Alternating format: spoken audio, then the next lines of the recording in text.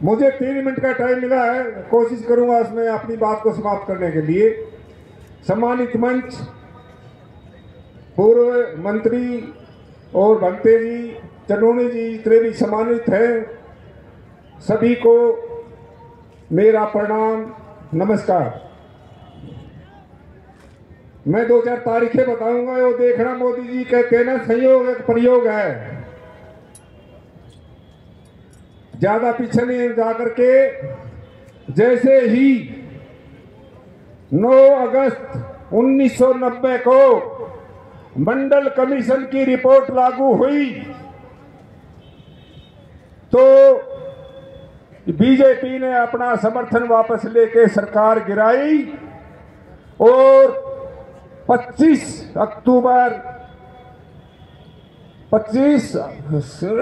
सितंबर को ये आडवाणी जी रथ यात्रा लेकर चले सोमनाथ से, और क्या कहा कि रामलला हम आएंगे, मंदिर वही बनाएंगे। और वो रथ कैसे कैसे पहुंचा, कितने लोग शहीद हुए, और उस रथ का समापन कैसे हुआ 6 दिसंबर 1992 को बाबरी मस्जिद ढाके। ये देखो 6 दिसंबर ही क्यों चुना। 6 दिसंबर बाबा साहब का महापरिनिर्वाण दिवस होता है।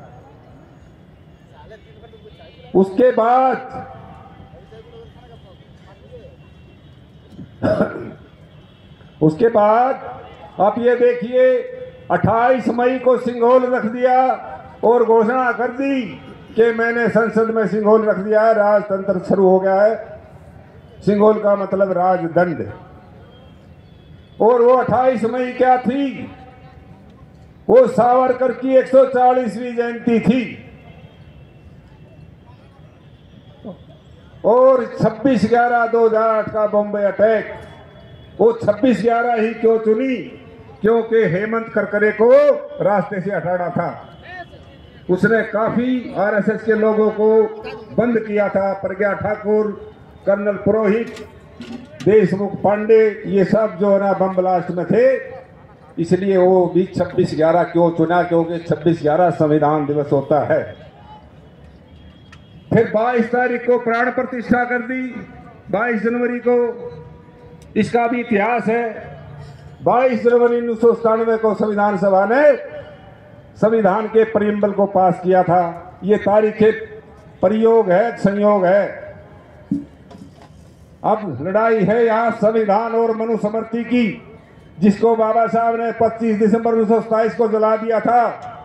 और ये बैकडोर से पूरी मनुस्मृति लागू की जा रही है, और जो ना बिल्कुल गुलाम बनाने का षड्यंत्र रचा जा रहा है। लेटरल एंट्री, अग्निवीर, जो भी योजनाएं हैं। अभी जैसे 3% डीए बढ़ा था, उस दिन आंकड़ा आया था कि केंद्रीय कर्मचारियों की जो कार्य में अभी हैं सेवारत, उनकी संख्या 49 लाख है और रिटायर्ड की 65 लाख है। तो वो पहले नौकरी में थे, 65 लाख रिटायर हो गए, तो पहले नौकरी में थे ना। जनसंख्या, आबादी जैसे बढ़ रही है, उसे पद बढ़ने चाहिए थे। 16 लाख नौकरी तो सेंट्रल गवर्नमेंट की खा गए 10 साल में। ये किसी को नौकरी नहीं है, रोजगार नहीं है। कहाँ गए वो आधे 2 करोड़ रोजगार? बहनों भाइयों, महंगाई की बहुत हुई मार अब के मोदी सरकार। आप लोगों को बिल्कुल 5 किलो राशन पर रखा जाएगा, इसकी तो गारंटी है। बाकी किसी के हक अधिकार बनने कुछ बचने वाला नहीं है। ये मेरे हाथ में एक गुप्त एजेंडा आरएसएस का, ये यूट्यूब पर मिल गया था, मैंने निकाल लिया था।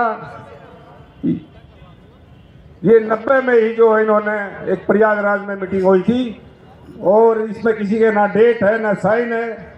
इनका एजेंडा यही है, गुप्त एजेंडा, कि संविधान को खत्म करना और आरक्षण को खत्म करना है। इसलिए हमारे तमाम नेताओं को ने एक छतरी के नीचे जब तक नहीं आएंगे, जब तक अलग अलग करके ऐसे ही पिटते रहेंगे। अब जरूरत है, हमारा जो बहुजन लीडरशिप है वो एक छतरी के नीचे आके और लड़ाई लड़े, नहीं तो कुछ बचेगा नहीं। जय भीम, जय भारत। आपने सुना, समय दिया, सभी का धन्यवाद।